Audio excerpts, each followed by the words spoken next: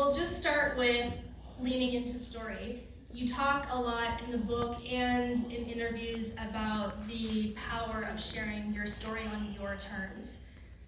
Why is that so important, and how has that shaped you? I mean, I've always loved story. I mean, the first line of my book is reading was my first addiction, right? Which is the gateway drug to writing. I mean, stories saved me when I was a kid. Books saved me. It's how I escaped sort of the chaos in my family. I just hid in my closet reading, and then writing, and they saved me again during my incarceration. You know, I had 2 books that I read that were really powerful. The Power of Now, I'm sure people have read it, but I read that. It was the only book in G Block. And there's one sentence in that book that saved me. It's just one sentence can save you in a book, in a story. And that was this way of quieting the mind, because I was spending, there's nothing to do in jail but think about your questionable life choices, right? Like, and I didn't know what was coming in the future. I was terrified. And, you know, I was spending a lot of time trying to rewrite the past. Why didn't I go left and right? Why didn't I ask for help? Why didn't I do this? Why didn't I do that? I could have done this. Or worrying about the future. I'll never do this again. How am I ever going to make money again? Who's ever going to talk to me again? How am I going to get my children back? How am I going to, you know, all of the things. And there's one sentence in that book to stop your mind, which is you say out loud or you think in your head, I wonder what my next thought will be. And everything stops. It's a great trick. I had to do it again recently because I forget, right? My mind started doing some things again. Just read the bonus chapter in the paper book and then you'll know what I'm talking about. And so I had to remember this thing. And so, you know, I think there's not a lot of room for story in the justice system, right? In courtrooms, there's no room for story. There's no room for context. And I would love, this is why story is important, I would love to have a justice system rooted in story. So that that we get to tell ourselves, right? I know Professor Rivera was talking about like finding out why people commit crimes. Like, you know, a justice system rooted in story means that when you're caught up in the system, when you're in courtrooms, when you're talking to public defenders, they say, what happened to you? What do you need to heal? Those are all stories. Yeah, if we had, you know, narrative is what makes us human, right? We're the only species that narrates. We all have like our own version of Morgan Freeman in our head all day long. Lara's in the studio, you know, like what's happening and how we talk to ourselves and the stories we tell ourselves determine everything. Did that answer your question? I just went off. I don't know. Yeah, you're killing it. Okay. Because in my head, yeah, that's an interesting point, because the next question I had was actually one of our students. His name is Enrique, and he was in and out of youth detention centers in Colorado for most of his childhood, and he's now serving 20 years in Texas, in the Texas prison. And we sent him your book. And he recently transferred from jail to prison to begin his sentence. And the question that he asked to ask you is, what advice do you have for people currently incarcerated who have either lost their hope or drive or haven't yet found their motivation to change? What is my advice? So that was the question. Mm-hmm.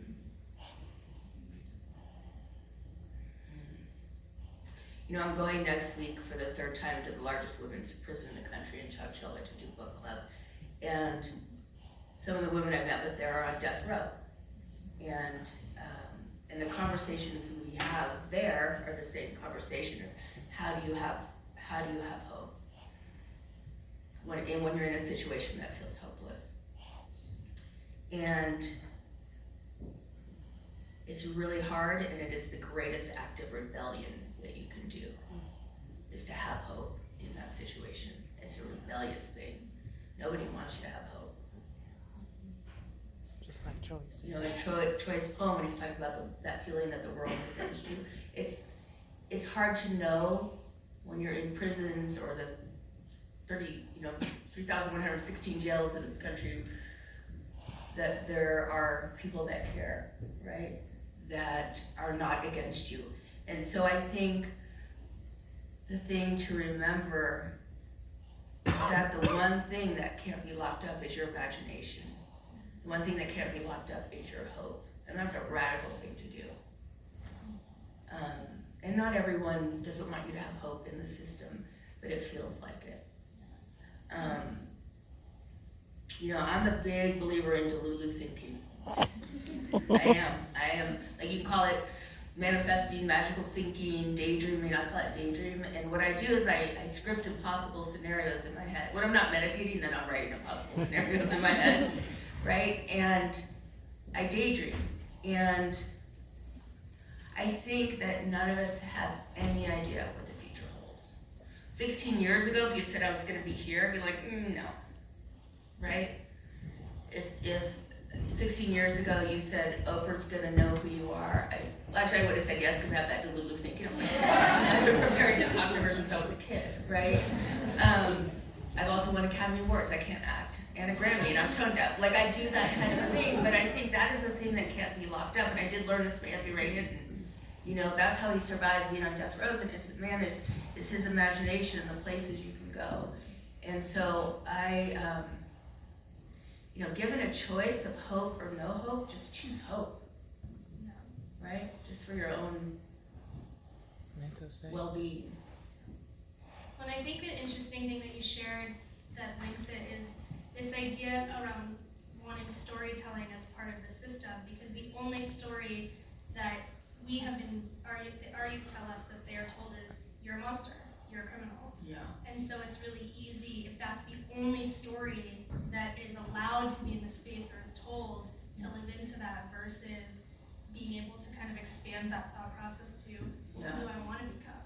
Yeah, well, working with Archbishop Desmond Tutu, one of the things he used to say is you never call someone a monster no matter what. And look, you ran the truth and, thank you, yeah. I was his ghostwriter. We all know. Yeah. And he said to call someone a monster is to take away their humanity, and if you take away someone's humanity, you're taking away their possibility for change, right? So I think, we can tell we all tell ourselves stories. I told myself a story when I was first locked up, and then I chose to tell myself a different story.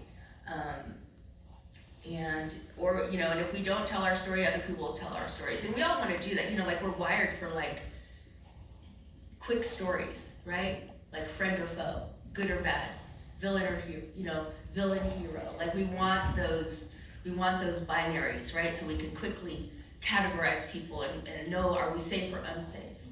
And, real stories are messy and contradictory and complicated and heartbreaking and all the things at once. And so we have, and when you have systems that are taxed and overstressed, there's not a room for, you need one of those good or bad stories, right? You need those binaries just to keep the system running. That's why I think, if it's rooted in story, then it's I'm selfish and selfless. I'm stupid and smart. We can be all of those things, and yeah.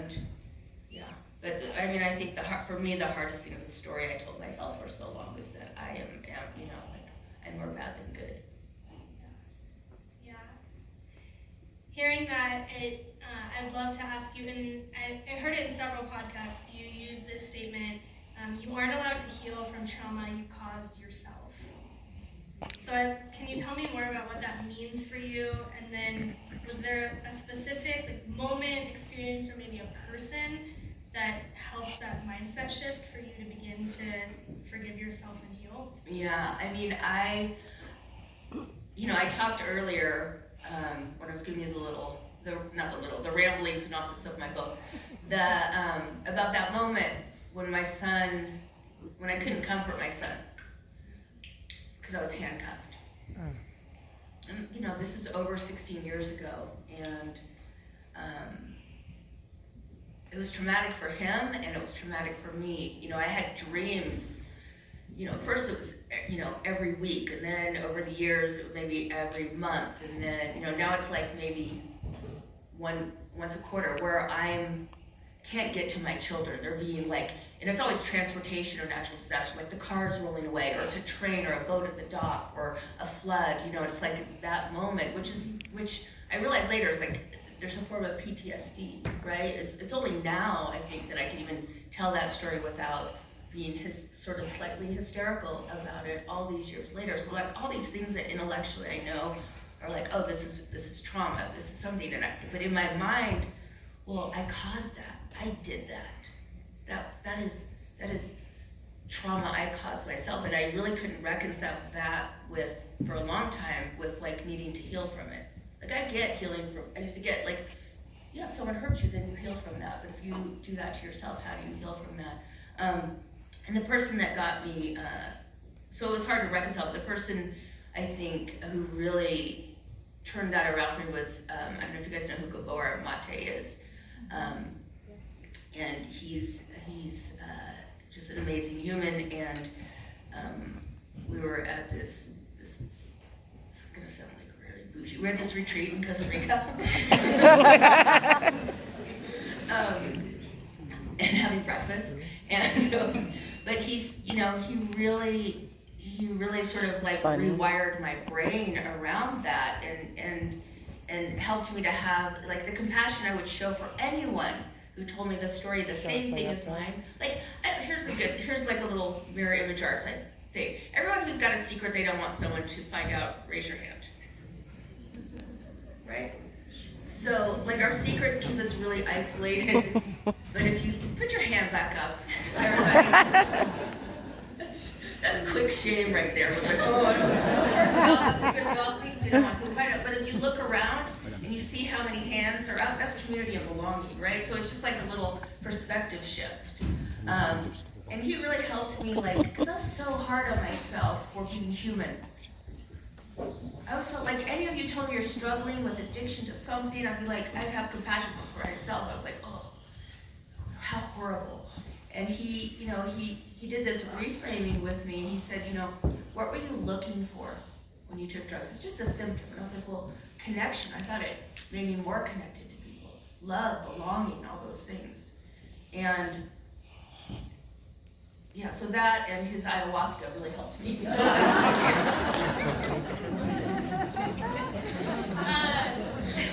Oh, that came out of left field. I never heard that on a podcast. I'm just not sure how to link the ayahuasca into the next question, but I can circle back to it in some way. We'll see if I can get in there.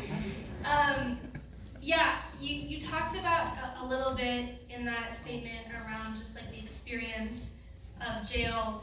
And I've heard in the book and in podcasts, you've also shared kind of this duality of like that jail changed your life for the better, but also has caused a lot of harm, and there's still trauma connected to it. And I'm curious, like, how do you hold those two truths, that it both saved you and harmed you? Yeah. I mean, I think fundamentally there are some of us who have to learn things the hard way, just in general, right? And I'm kind of one of those people, I think. But it's like one of those contradictory stories. Like, it's true, it's horrible. I never want to go back. I only told the funny stories. Life, it's the loneliest place in the world. It's the scariest place in the world.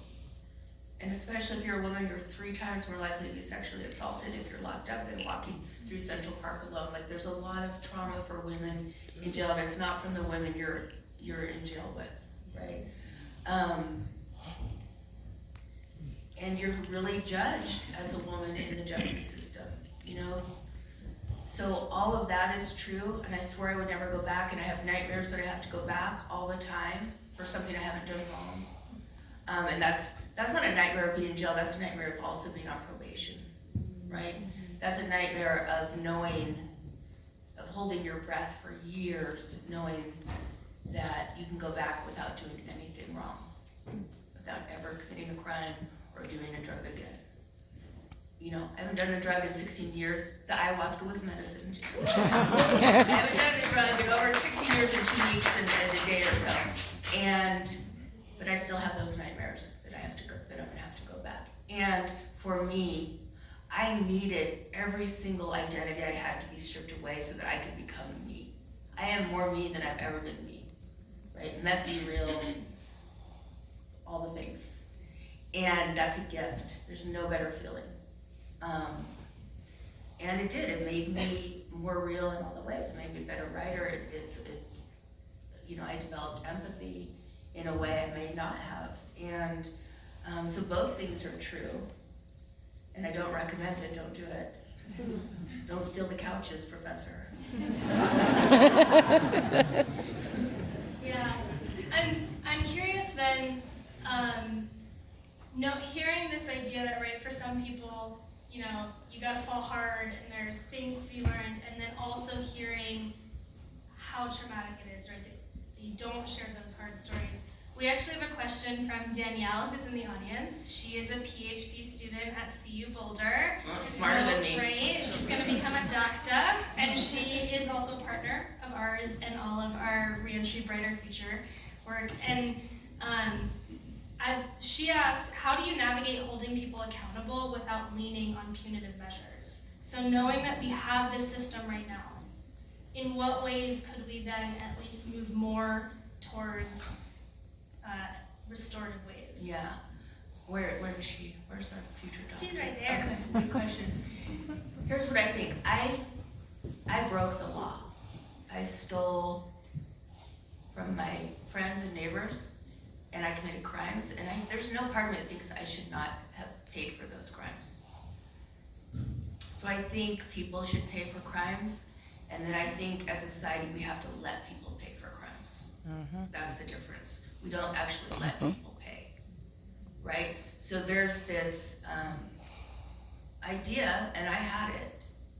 Well, okay, I did this thing wrong, and I will pay, and then I'll be done. And I had no idea that you're never done. I had no idea that not only I would be expected to pay, that my children would be expected to pay, right? Like, that bio with those New York Times bestsellers and blah, blah, blah, I never stopped in any time to be like, I'm so proud of me about that. Like, I wasn't. I was just like, rebuild, try to prove, prove I'm valuable again, which no one should have to prove their value. I don't care what you've done. But it was only when I moved my son Caden into college.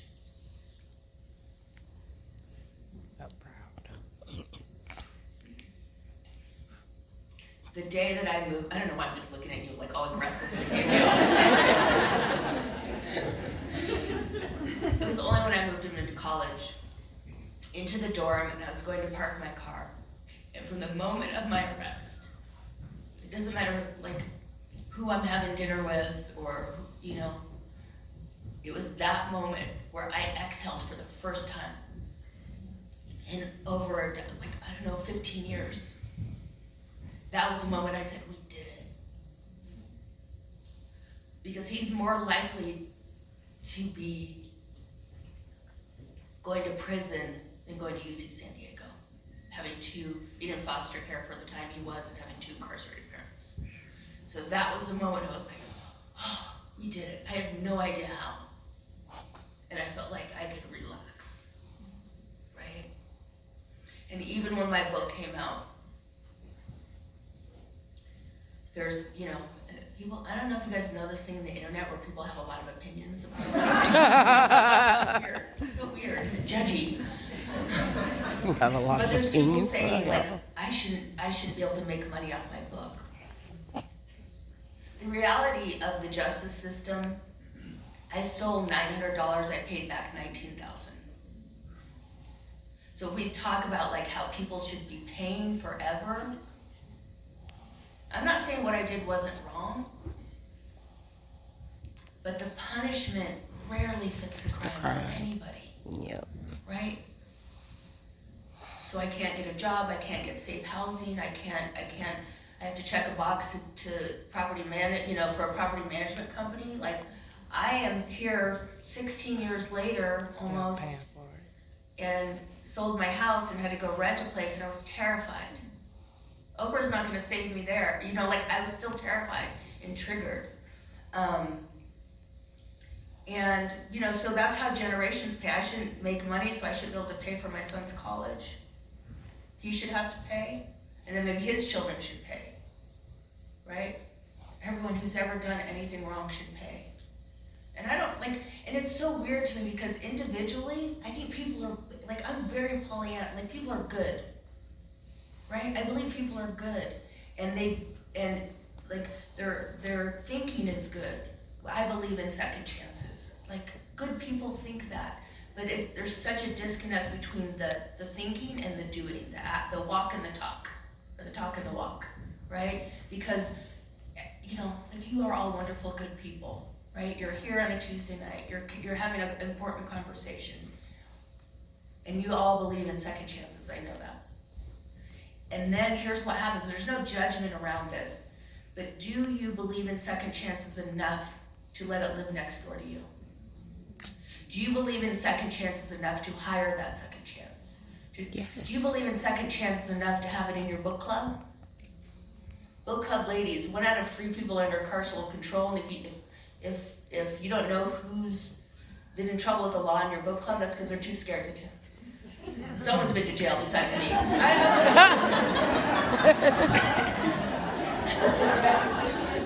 But that's the thing, is like, we have to allow that, like, Somebody just been be there human. besides me. We're gonna make mistakes, and so I think that's, you know, that's where, like, community is what heals us. You know, community is what saved me in jail. It wasn't my friends from the PTA meeting or my own book. No one in my book club came to visit me when I was locked up, right? You know, I was a cautionary tale for a long time, and I still am to some people. Other people, I'm an inspiration. Both things can be true, and I'm okay with both things, right? So we just have to let people pay, and if we believe in second chances or third or fourth or all the chances, which I tend to do, believe in, then we have to actually, like, put it into action, right? And I think how we do that, now I'm giving a TED Talk, sorry, I'll let you ask a question. But I do think, before I forget, because I'm 50-something and I forget, see, no, I just forgot. I was gonna say, I have a question here about it, so we can come back. So, I just lost it, it was gonna be really profound too. Do you want to stay on that train? Because I have a question connected to it. No, do it, it'll come, this is how this works, you'll know someday, it'll come out.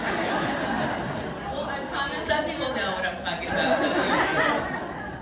Okay, we'll circle back to that, because Yes, we will. I'm hoping to have that piece at the end as part of the last thing we hear, so that is the takeaway. So before we go there, I want to jump back into the system. One of the things that you wrote about was the culture shock you experienced in jail, and one of the lines in your book is, jail is a class system, a study in racial segregation worthy of the South in the 1950s. How has that realization, this is 2 questions, how has that realization shaped your understanding of incarceration, and what do you think people on the outside misunderstand most about the racial and class dynamics within the system? Look, jails reflect first of all, jails reflect the demographic of the community that they're in, always. But, so I was in Santa Cruz, California, which I thought was very progressive. You know, I would have said, there's no racism here, right? But what do I know? I lived in a cul-de-sac, right? I lived in a cul-de-sac where people didn't get arrested. I had the privilege of not having experienced racism myself. And so I had, again, we have these theoretical understandings. And I thought it was a liberal area. And so the segregation, the open division by race was, I was shocked at that. But here's the thing, it's not necessarily coming from the women or men in there, right? There's separation for safety and certain things, but it's coming from the system. Mm-hmm. And I think, thinking about it now, at the time I didn't realize it, but I think thinking about it now, it really is a way to keep people divided. If you have divided people in there, they're not gonna unionize, right? They're not going to collaborate, but it really was coming from the system, built into the system, and it's about safety, right? You're lined up, who's gonna keep me safe? And we all do that. Who's gonna keep us safe? People who are like us.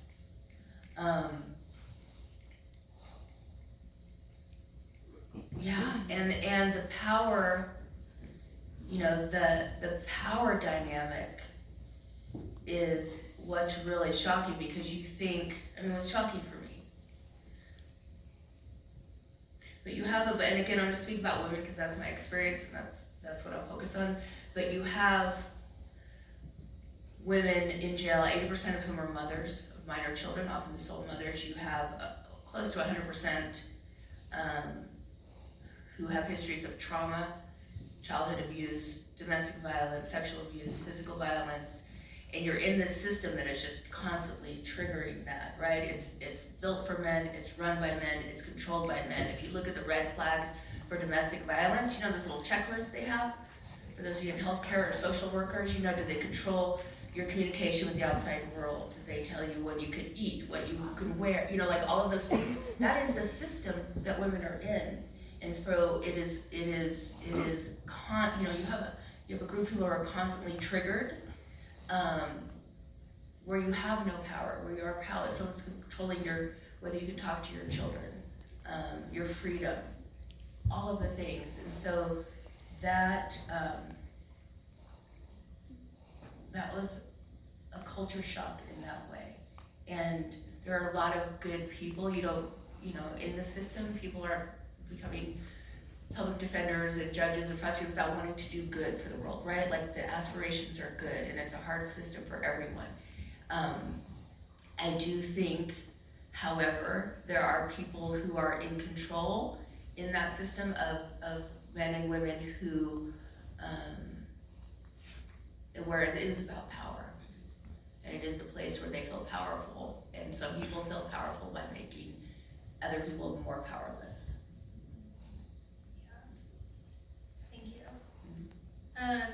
Hearing that, it makes me also think of something that you say in a lot of your interviews, is that it's hard to entertain the idea of creativity when you're in survival mode.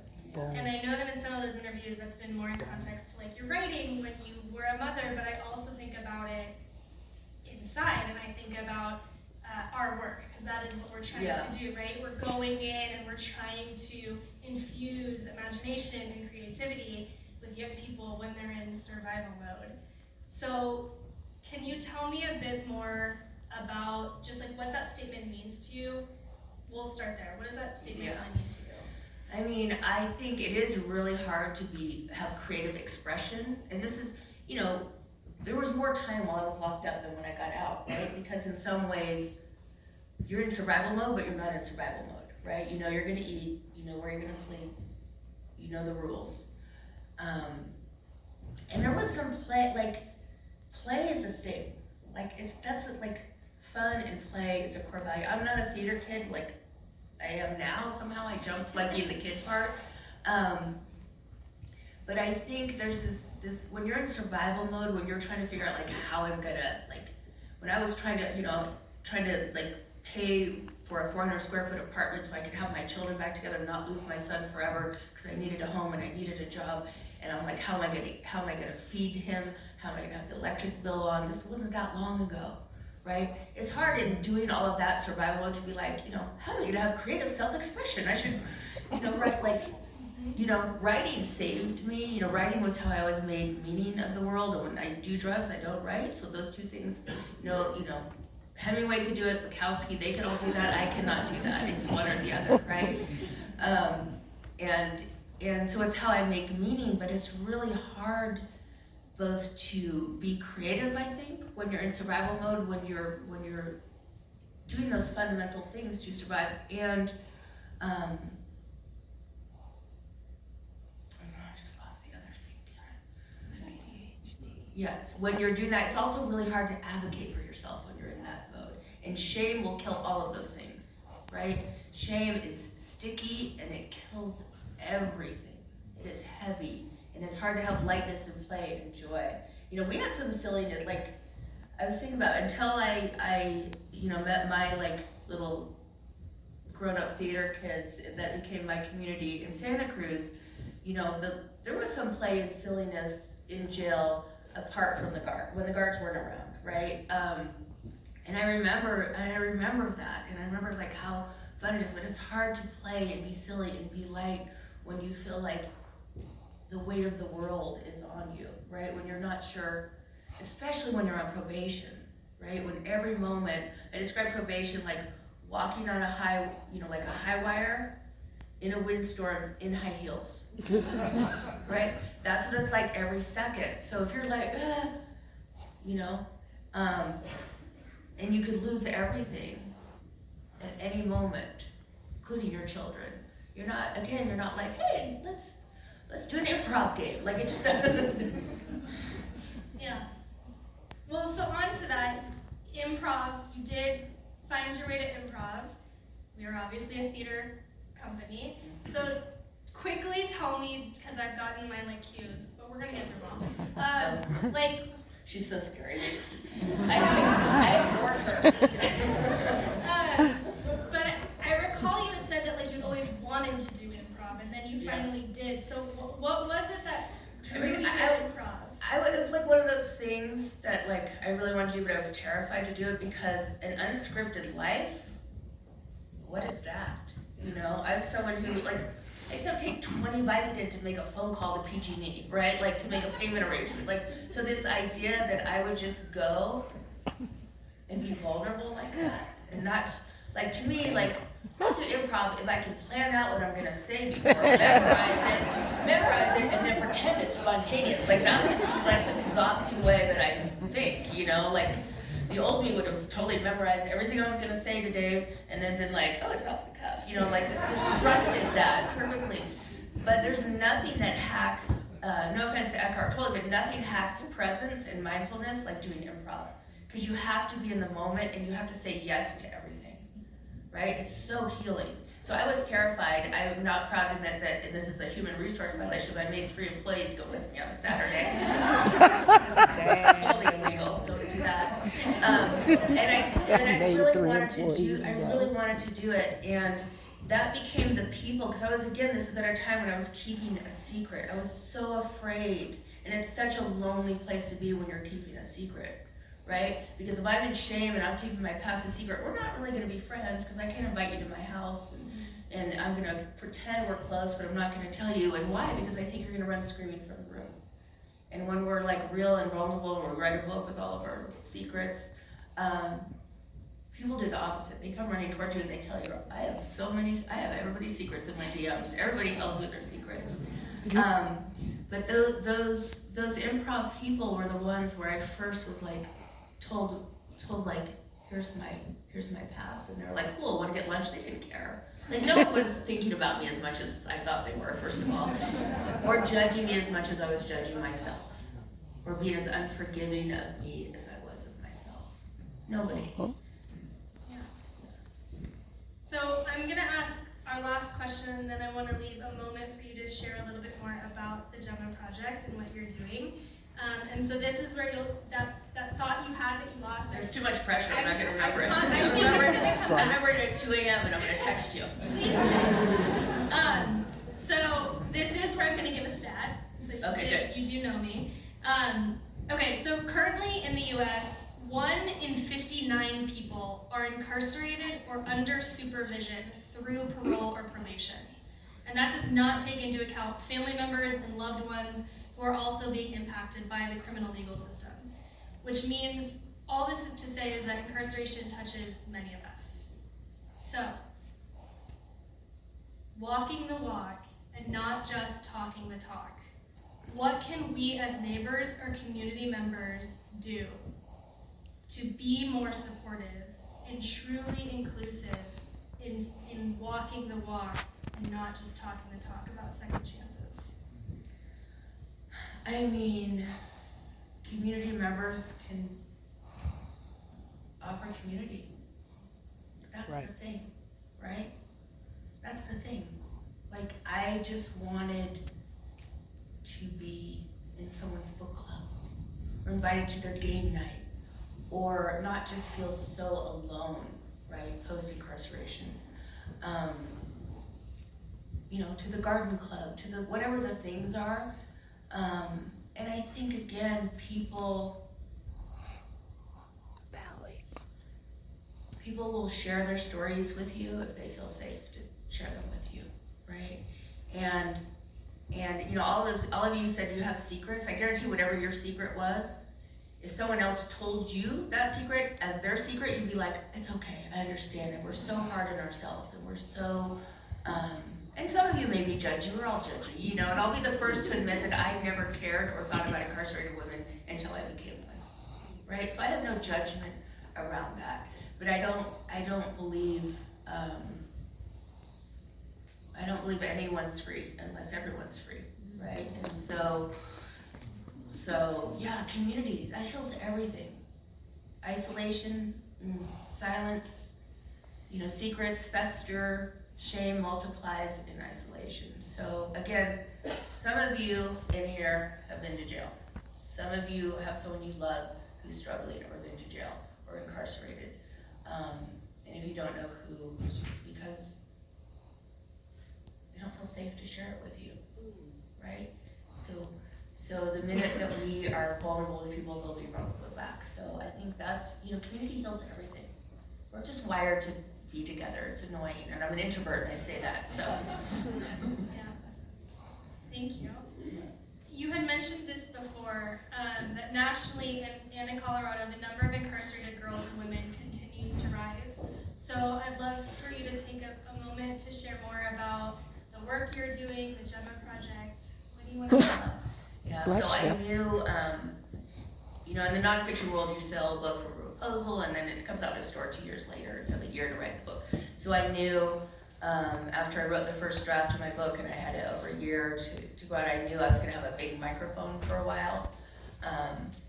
And so I wanted to do some good with it, and so I launched the Gemma, co-founded the Gemma Project, which is based on an original program in Santa Cruz where women said, let us tell you what we need to not come back to jail.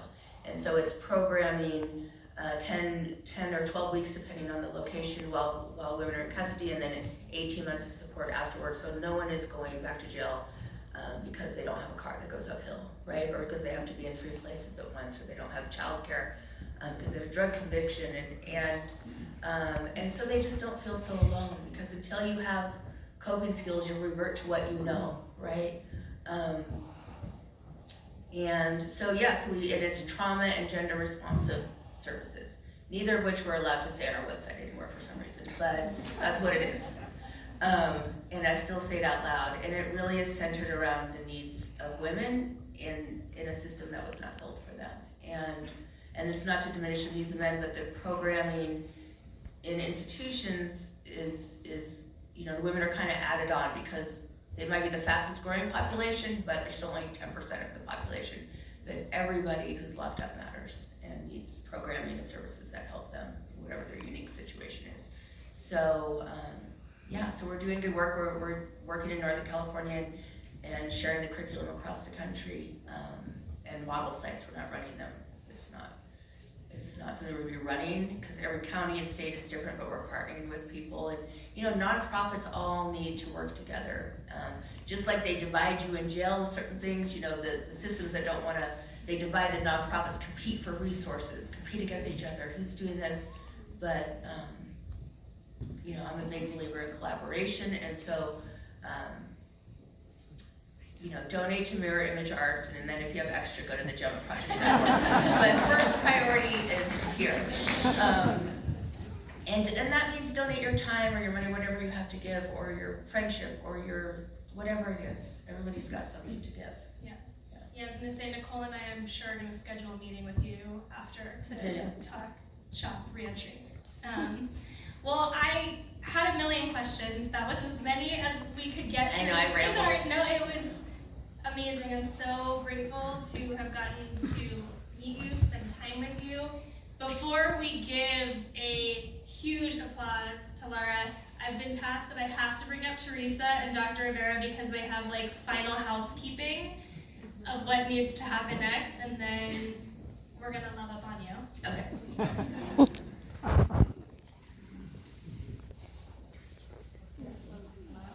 Okay. Yeah, here I am. There You she can is. clap for him now. I don't think we should go there.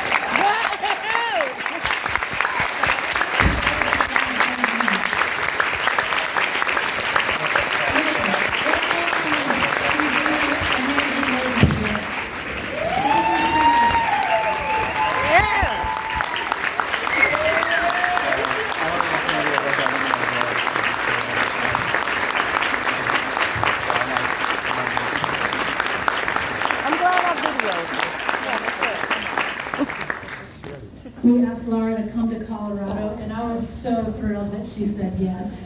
So thrilled. And thank you for saying yes to coming to this event tonight. We are honored that you spent time with us. We're honored to be in community with you, and we have just a few things that we want to announce before we all head out into community to build a brighter future right here in Colorado. Thank you all so much for being here this evening. This is better than what I thought was going to happen as far as a Tuesday night goes, you know, so thank you so much.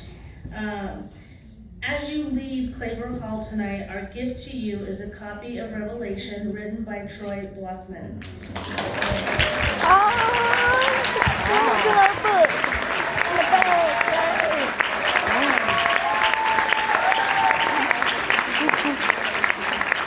It got published. They published, helped them get it published in the magazine. We all have the choice to create a bright future for ourselves and for those around us. Thank you so much.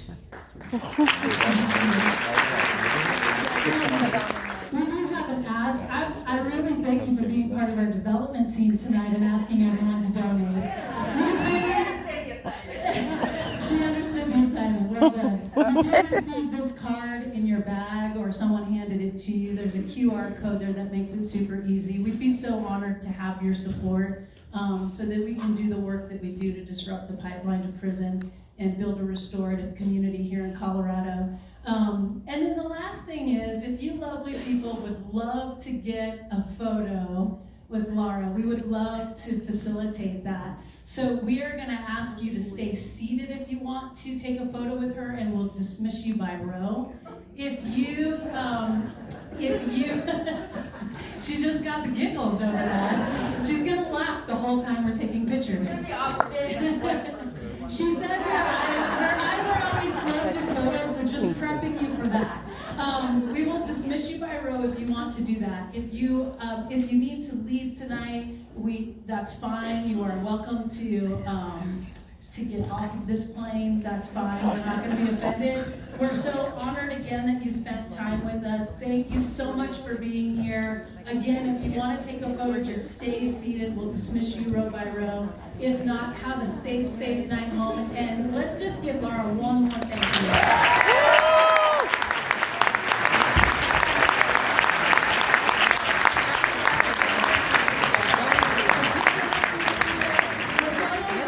We're going to dismiss back to the line. I'll have the last message.